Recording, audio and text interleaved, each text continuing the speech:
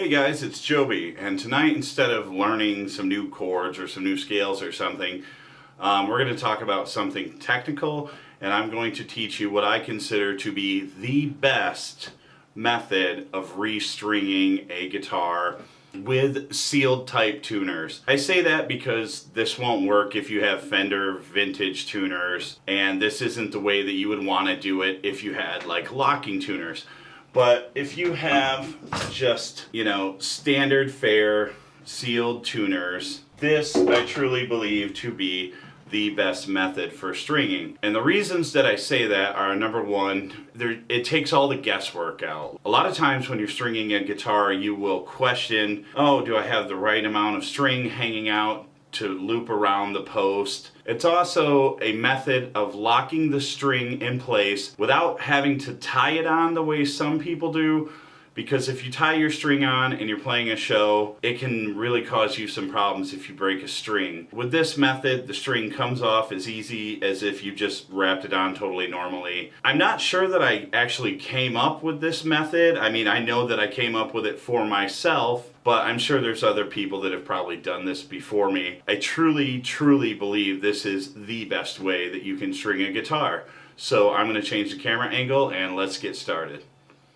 I've already put the strings into the back of the guitar. We're going to move around to this end, and I'm going to show you why this is the best method for stringing up your guitar. Alright, so the first thing you want to do is turn your peg so that your string is pulling straight through the headstock.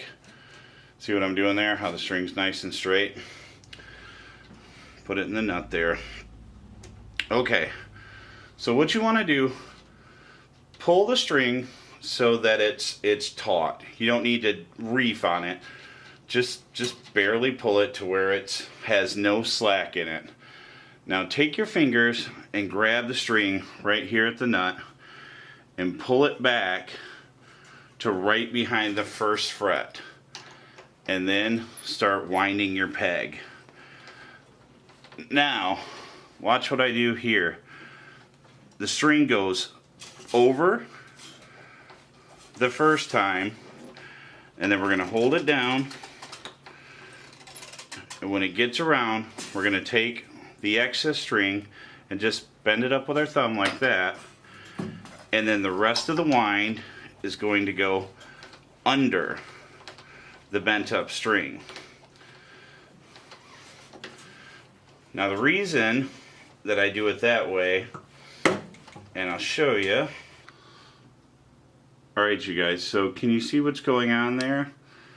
The excess string is actually being pinched in between the coils, so that whenever you tighten this, it's actually clamping down on the string like a lock. The other cool part about this method is that it takes the guesswork of wondering, how many times you should wrap the string around or whatever. When you just grab it here behind the nut, slide it back to behind the first fret, and then start turning your peg winder, that's it. That's all you have to think about. That will make the right amount of wraps around the post.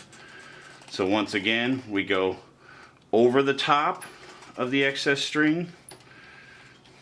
When it gets around this way, we take it and we bend it straight up like that, and then the rest of the wrap goes underneath the excess string so that it will pinch itself down as you tighten it up.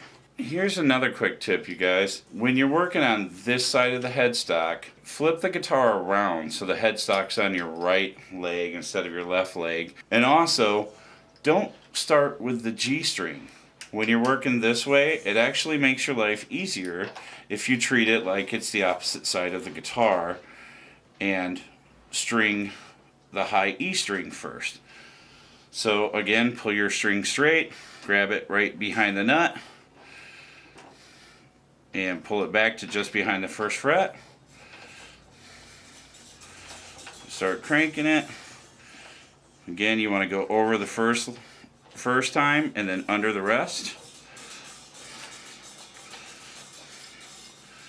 bend that sucker straight up in the air. Just keep cranking. And like I said, it works exactly the same for the unwound strings as it does for the wound strings. Hey guys, I thought I would try to get some close-ups of what is actually going on there.